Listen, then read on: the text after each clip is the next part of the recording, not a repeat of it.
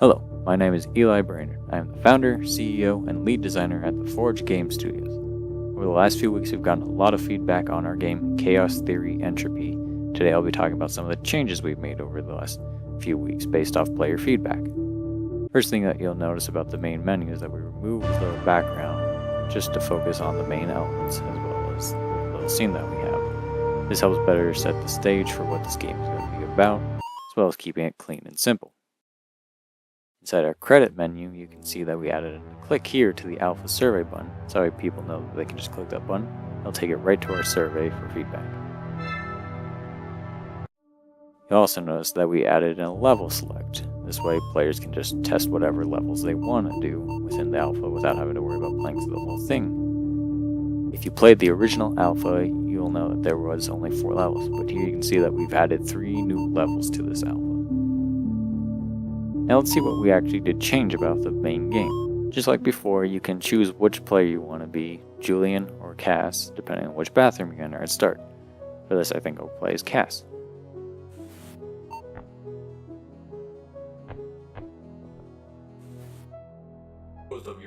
Now, one of the first things that you actually notice that is different about the game is the couches are blue. That's right. They're blue. Aren't they comfy and nice to sit on? Aside from the couches, you actually notice that we did do a pretty big graphic overhaul and lighting change. One of the most distinct things that players will notice right away is the change in the wall texture. Before we had this textured hexagonal pattern that many players found to be a bit overwhelming or unnecessary, so we simplified it down to these pretty basic wall tiles, just to keep it clean and simple, easy to look at. But we wanted to keep the hexagonal theming, so we kept them in as just a subtle little thing on the walls. As you can see, we changed up the lighting using some color correction and post-processing, which really amplifies the contrast and just really amplifies the detail and makes it look nicer. This also gives us some cool little lighting effects in areas and kind of makes the whole game more distinct and unique.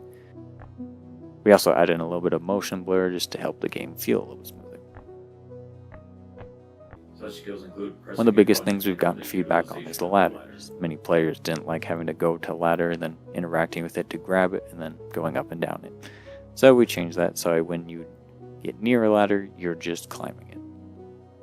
You can still drop off it as well as jump off the ladders as well, but no need to interact with them. You just start climbing. The same goes for ropes as well. Of course, boxes and buttons all work the same. You've done well so far. Another big change was the wiring mechanic in the game. Many players didn't really like having to grab a wire, go to a button, connect it to the button, then run to a door, connect the wire to the door, then run back to the button, push the button to open the door, and then go through the door. They found it very tedious and kind of boring. So we made it so when you have a wire, all you have to do is use it on a button, and it will repair the button, and then you can use it as intended and continue. Excellent work. Of all of our subjects here, the more you'll find the TMDD. As you can see within the device chamber, the lighting really helps accent and kind of showcase the detail of the game a bit more. If you look at some of the nameplates on some of these device stands, you'll see that they could be potential ideas for other games we have. Or they're just some dumb jokes we threw in. Lack of shenanigans. Of course, getting the time device scene is still pretty much the same for now.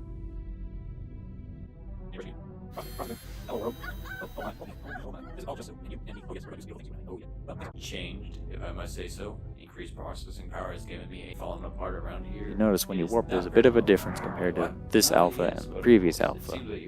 Before we had a big fancy warp effect where when you warp it would zoom in and kind of give you this tunnel vision for a second, but many players didn't like that. They found it to be disorienting or distracting, and it kind of made them want to stop to warp rather than just continuously warping. So we changed this how it's just instantaneous and there's just a little bit of effect around the edges. This way the gameplay is more fluid and doesn't distract or disorient the player. Oh really? I do wonder as to what happened. Now we also did a bit of an overhaul to level 3 because many players found that to be boring. Many players didn't really care to just sit on a platform and wait to warp, so we changed it to be a bit more of a platforming segment. The level 3 is now broken up a bit more so you can jump from platforms to platforms rather than just sitting on them. Level 4 still stays pretty much the same.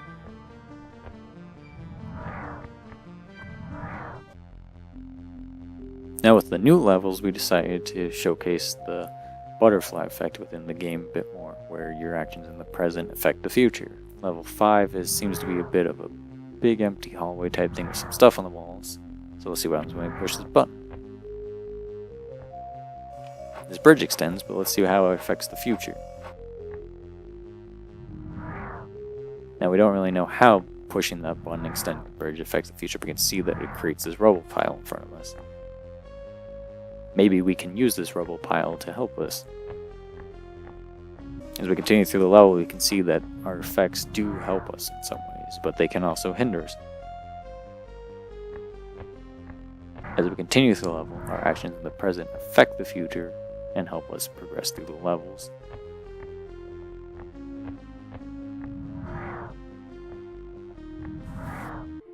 Level 6, we can see that is another big room, but we also have some buttons in front of us. Let's see what happens when we push one.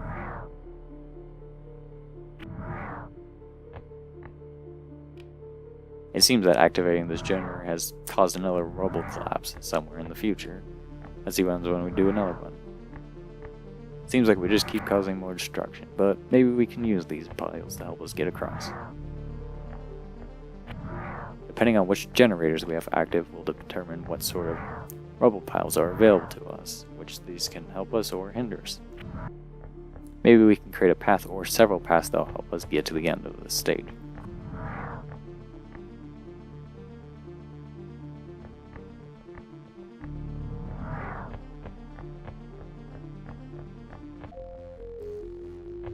The last new level seems to be more of an office type space area with little meeting rooms. Same thing can be said about this level, where as we continue through the level, our actions will help open up different pathways to get to the end. With this new alpha, we really wanted to try and showcase using all 3 time zones to help progress through levels more, as well as showcasing a butterfly effect in each level. Your actions in the present affect the future and can help you or hinder you depending on what you do. We hope this better showcases what we aim this game to be, as well as showing the future direction of it. If you would like to try out this new alpha, it is currently available on our website or through our Kickstarter. If you really like this game and you want to help support us, please donate to the Kickstarter. Thank you for all your support.